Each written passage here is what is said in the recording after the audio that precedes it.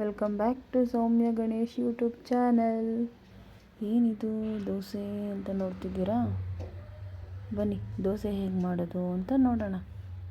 Actually ಇದು normal dosa ಅಲ್ಲ, ಉಳಿದಿರೋ ಹಿಟ್ಟು ಇತ್ತು ಫ್ರಿಜ್ಜಲ್ಲಿ ಅಂತ ಏನು ಮಾಡೋದು ಬ್ರೇಕ್ಫಾಸ್ಟ್ ಅಂತ ಥಿಂಕ್ ಮಾಡ್ತಿರ್ಬೇಕಾದ್ರೆ ಉಳಿದಿರೋ ಹಿಟ್ಟಿತ್ತು, ಅಂದರೆ ಉಳಿದಿರೋ ದೋಸೆ ಹಿಟ್ಟಿತ್ತು ಫ್ರಿಜ್ಜಲ್ಲಿ.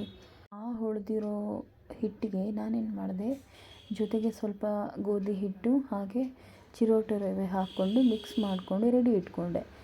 ನಂತರ ಇದಕ್ಕೆ ಎಕ್ಸ್ಟ್ರಾ ಟೇಸ್ಟ್ ಬರೋದಕ್ಕೋಸ್ಕರ ಈರುಳ್ಳಿ, ಕೊತ್ತಂಬರಿ ಸೊಪ್ಪು ಹಾಗೆ ಕರಿಬೇವಿನ ಸೊಪ್ಪು ಹಾಕ್ಕೊಂಡು ಮಿಕ್ಸ್ ಮಾಡಿಕೊಂಡೆ. ನಂತರ ನಾನು ಇದಕ್ಕೆ ಫೈನಲಾಗಿ ಒಂದು ಒಗ್ಗರಣೆ ಕೊಟ್ಟೆ. ಅದು ಏನೇನಂತಂದರೆ ಕಡಲೆಬೇಳೆ, ಉದ್ದಿನಬೇಳೆ, ಸಾಸಿವೆ ಇದನ್ನು ಎಣ್ಣೆಯಲ್ಲಿ ಸ್ವಲ್ಪ ಬಾಡಿಸ್ಕೊಂಡು ಇದಕ್ಕೆ ಮಿಕ್ಸ್ ಮಾಡ್ಕೊಳ್ತಾ ಇದ್ದೀನಿ ನೋಡಿ. ಈಗ ನಾನೇನು ಒಗ್ಗರಣೆ ಹಾಕಿದ್ದೀನಿ, ಈ ದೋಸೆಗೆ ಎಕ್ಸ್ಟ್ರಾ ಟೇಸ್ಟ್ ಬರುತ್ತೆ, ತುಂಬ ಚೆನ್ನಾಗಿರುತ್ತೆ ತಿನ್ನಲಿಕ್ಕೆ. ಈ ಥರ ಉಳಿದಿರೋ ಹಿಟ್ಟಲ್ಲಿ ನೀವು ಈ ರೀತಿ ಮಾಡ್ಕೊಂಡು ತಿನ್ನಿ, ಖಂಡಿತ ಎಲ್ರಿಗೂ ಇಷ್ಟ ಆಗುತ್ತೆ, ಎಲ್ಲರೂ ಇಷ್ಟಪಟ್ಟು ತಿಂತಾರೆ. ಹಿಟ್ಟು ಕೂಡ ವೇಸ್ಟ್ ಆಗುತ್ತೆ ಅನ್ನೋ ನೆಸೆಸಿಟಿ ಇರಲ್ಲ. ಸೊ ಈ ರೀತಿ ನಾವು ಯೂಸ್ ಮಾಡ್ಕೊಬೋದು. ನಂತರ ನಾನು ಇದಕ್ಕೆ ರುಚಿಗೆ ತಕ್ಕಷ್ಟು ಉಪ್ಪು ಸೇರಿಸ್ಕೊತಾ ಇದ್ದೀನಿ. ಉಪ್ಪು ಸೇರಿಸ್ಕೊಂಡು ಮಿಕ್ಸ್ ಮಾಡ್ಕೊಳ್ತಾ ಇದ್ದೀನಿ ನೋಡಿ. ಆ್ಯಕ್ಚುಲಿ ಇದು ಮಕ್ಕಳಿಗಂತೂ ತುಂಬ ಇಷ್ಟ ಆಗುತ್ತೆ. ಈವನ್ ಮಕ್ಕಳಿಗೆ ದೋಸೆ, ಇಡ್ಲಿ ಅಂತಂದರೆ ಇಷ್ಟ ಅಲ್ವಾ. ಸೊ ನೆಕ್ಸ್ಟ್ ನೋಡಿ, ನಾನಿಲ್ಲಿ ದೋಸೆನ ಹೆಂಚು ಮೇಲೆ ಹಾಕ್ಕೋತಾ ಇದ್ದೀನಿ, ಪ್ಯಾನ್ ಮೇಲೆ.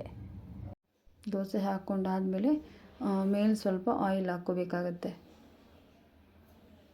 ಸೊ ಆ್ಯಕ್ಚುಲಿ ಹೇಳಬೇಕು ಅಂತಂದರೆ ಈ ಥರ ದೋಸೆಗಳಿಗೆ ಸ್ವಲ್ಪ ಆಯಿಲ್ ಜಾಸ್ತಿನೇ ಹಿಡಿಯುತ್ತೆ. ಬಿಕಾಸ್ ಯಾಕೆ ಅಂತಂದರೆ ದೋಸೆ ರೋಸ್ಟ್ ಆಗಿರಬೇಕಲ್ವಾ.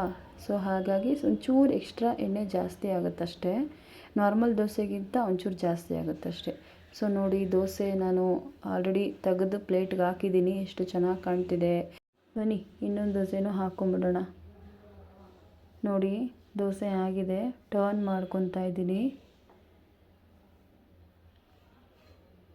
ನೋಡಿ, ಎಷ್ಟು ಕಲರ್ಫುಲ್ಲಾಗಿದೆ, ತಿನ್ನೋಕ್ಕೂ ಕೂಡ ತುಂಬ ರುಚಿಯಾಗಿರುತ್ತೆ. ಸೊ ನೀವೆಲ್ಲ ಖಂಡಿತ ಟ್ರೈ ಮಾಡಿ ನೋಡಿ. ನಾನು ಸರ್ವಿಂಗ್ ಪ್ಲೇಟ್ಗೆ ಆಲ್ರೆಡಿ ಸರ್ವ್ ಮಾಡಿದ್ದೀನಿ, ವಿತ್ ಕಡಲೆಕಾಯಿ ಬೀಜ ಚಟ್ನಿ ಜೊತೆ ನಾನು ಸರ್ವ್ ಮಾಡಿದ್ದೀನಿ. ಸೊ ನಾನು ಕಡಲೆಕಾಯಿ ಬೀಜ ಚಟ್ನಿ ನಾನು ತೋರಿಸಿಲ್ಲ ಹೇಗೆ ಮಾಡೋದು ಅಂತ. ನೆಕ್ಸ್ಟ್ ಇನ್ನೊಂದು ಯಾವಾಗಾದರೂ ವೀಡಿಯೋಲಿ ತೋರಿಸ್ತೀನಿ ನೋಡಿ. ಎಷ್ಟು ಸಾಫ್ಟಾಗಿ, ಕ್ರಿಸ್ಪಿಯಾಗಿ, ಟೇಸ್ಟಿಯಾಗಿ. ಸೊ ಉಳಿದಿರೋ ಹಿಟ್ಟಲ್ಲಿ ಎಂಥ ರುಚಿಯಾದ ದೋಸೆ ಮಾಡ್ಬೋದು ಅಂತ ನೋಡಿದ್ರಲ್ಲ, ನೀವು ಖಂಡಿತ ಮಾಡ್ಕೊಂಡು ತಿನ್ನಿ. Thank you. ಈ ವಿಡಿಯೋ ಇಷ್ಟ ಆದಲ್ಲಿ ಲೈಕ್ ಮಾಡಿ, ಶೇರ್ ಮಾಡಿ, ಕಮೆಂಟ್ ಮಾಡಿ, ಹಾಗೆ ನನ್ನ ಚಾನಲನ್ನು ತಪ್ಪದೇ ಸಬ್ಸ್ಕ್ರೈಬ್ ಮಾಡ್ಕೊಳ್ಳಿ.